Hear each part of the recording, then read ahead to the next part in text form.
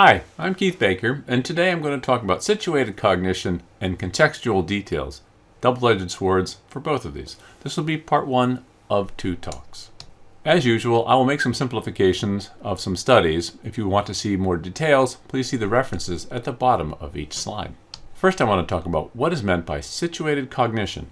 And this definition you see is from Brown et al. He suggests that the environment contributes importantly to representations that people form when they're learning something or doing something.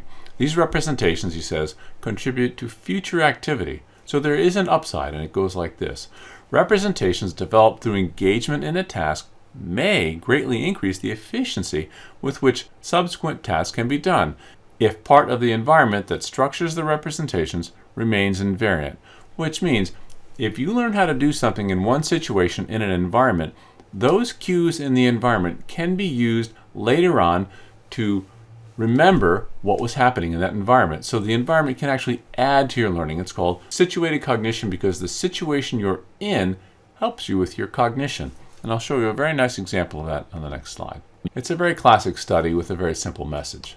People will be randomized to either learning on the beach, and then they're going to be tested in 2 very different circumstances. In one case, they'll be tested in the exact same situation as they were learning. You can see here the hot sunny beach for learning, hot sunny beach for testing. The other group, however, will be going in their scuba equipment and taking their test underwater. And we'll take a look at how these 2 different groups did despite learning in identical situations. You can see here that the test performance is distinctly better in the same or matched conditions where you learn and test in the same conditions, the situation is the same. Now, in contrast, you can see here when they went to a new situation for their testing, they did much more poorly. Of course, you might ask, perhaps it's just going underwater is a problem. The next component of the study will rule that out. Again, we have 2 groups randomized to, this time, learning underwater. So everyone's going to learn underwater, and then they're going to either be tested underwater or tested on dry land. So it's quite the opposite of the last study right above. You can see when you match where you learn with where you're tested, you did best. And when you learn underwater and are tested above water, where you change the situation, you can see that you do rather poorly again. So it's not about being underwater or not. It's about whether or not what you do when you learn is matched by your testing situation. So people put together information in this situation that helps them recall information. Contextual details are another component of learning that become a problem. When learning occurs with non-essential contextual details, learning is going to get very closely tied to the context itself, and that in turn is going to make it quite difficult to apply what was learned to a new or novel circumstance with different contextual details.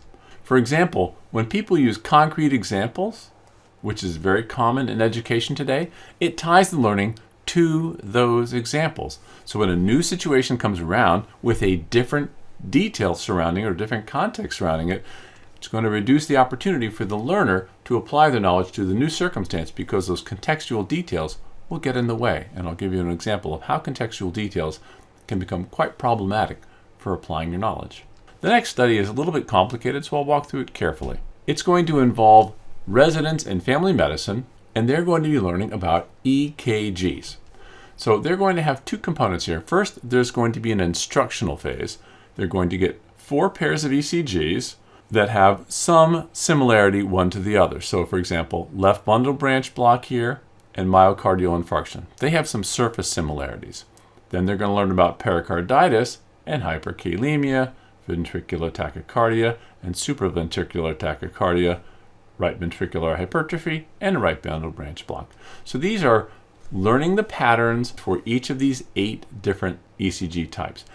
For each of these ECGs, a patient will be attached to them, so to speak. So that's the clinical scenario. For example, you might read that this EKG right here is from a 55-year-old man whose job is a banker and his hobby is woodworking.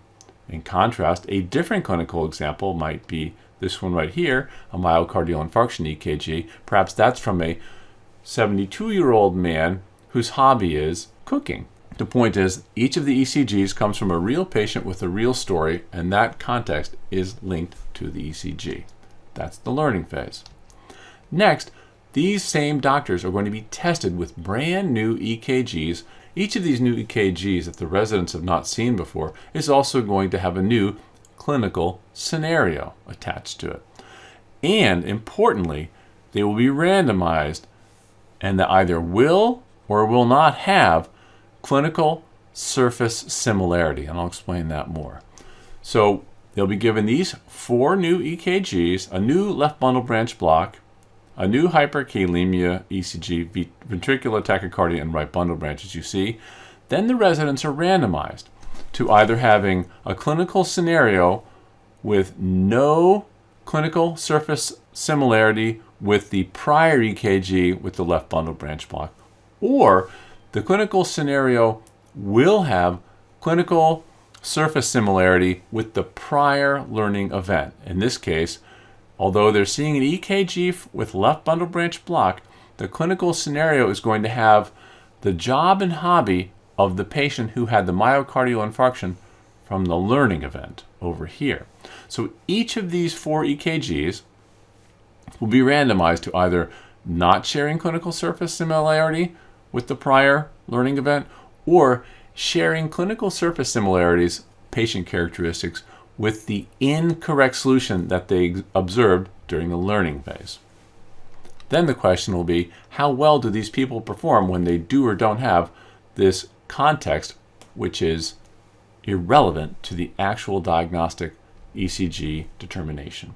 You can see here that in the percent correct, when there was no clinical surface similarities, the residents, they did their very best work when they weren't fooled by clinical surface similarities. You can see here when they had clinical surface similarities sharing jobs and hobbies with the incorrect answer, they much more often chose the wrong EKG answer for their test because they were confusing the job and clinical surface similarity of the patient characteristics with the EKG itself. And you can see here the problems that these residents run into when surface similarity or contextual details gets in the way. So when using examples to learn, which is exactly what was done over here, irrelevant surface information, and that's the job and the hobby of the patient, can interfere with correct application of knowledge, and the correct application of knowledge should have occurred here during this testing phase when they were given clear examples of 4 new ECGs that were diagnostic all by themselves.